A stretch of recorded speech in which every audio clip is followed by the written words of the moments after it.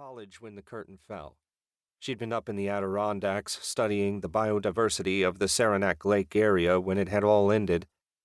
She figured that was why she'd survived the initial outbreak. She hadn't even realized that the world had ended until she'd hiked down to town and nearly gotten eaten by the locals. She was still a student, but her focus had shifted somewhat these days. Zombies were the hot new environmental catastrophe, worse than global warming and carbon emissions. She'd taken her share of hungry corpses apart in the months since it had all gone wrong, dissecting them down to the marrow to try to get a handle on what had happened. She had no answers, unfortunately.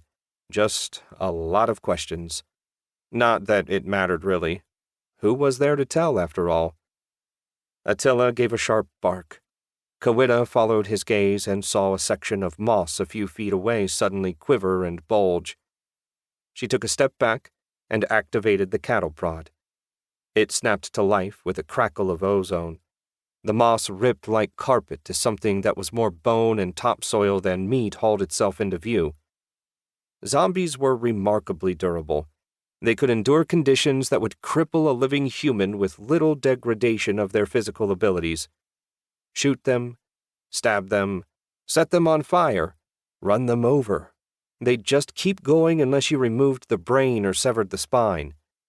If there was no prey to hunt, they just stopped.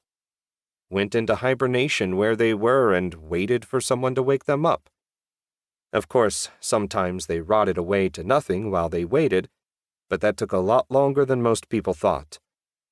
This one was well on its way over the river, as her grandmother might have said, but that didn't make it any less dangerous.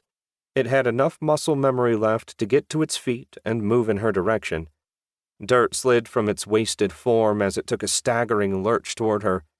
Attila barked again and sidled away from her, drawing the dead thing's attention. It didn't have eyes anymore, or a nose. It was acting on sound alone. Maybe vibrations. Had it felt her approach somehow? She watched it move, noting the jerkiness, the lack of plasticity. A broken thing. It swayed in Attila's direction, jaws falling open in a hiss. The dog backed away, still barking. The zombie took a step forward in pursuit. Kawita lunged. The cattle prod stabbed into the zombie's exposed rib cage, and a fat spark danced in the air. The zombie twitched, champing its jaws mindlessly. She yanked the cattle prod out and jabbed the dead thing again. It was more resistant than she'd anticipated. Maybe it didn't have enough tissue left to contract. Attila darted forward and clamped down on a wobbling leg. Swiftly, the dog yanked the zombie off its feet and retreated, dragging it away from her. Kawita followed, reaching into her satchel for her hammer.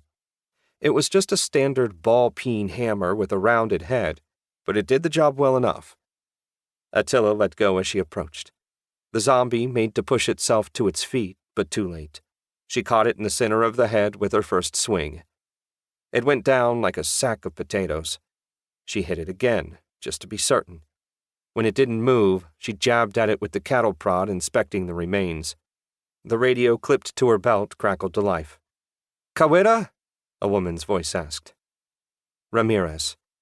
She had the sort of voice that Kawita associated with people in charge, direct and authoritative. Kawita thrust her hammer back into her satchel and unhooked the radio. "Here. We heard barking. Everything okay?" "Just a zombie. Well past its expiration date. What about you?" "Nothing. Found him yet?" "No, but I think we're close. How's Terry?" "Shaken, but in one piece." "Thanks to Westlake," Kawita said. Ramirez was quiet for a moment. Kawita could almost see her face. Finally, she said, "Are you sure?" "Which one of us is the expert?" Kawita asked with more confidence than she felt. "He hasn't gone feral, boss. Trust me." "I do. And don't call me boss." "You got it, boss." Kawita broke the connection before Ramirez could reply. Long conversations could be dangerous outside of a designated safe zone. Not that they'd seen many zombies since they'd arrived at the airfield. A few here and there, but no big groups.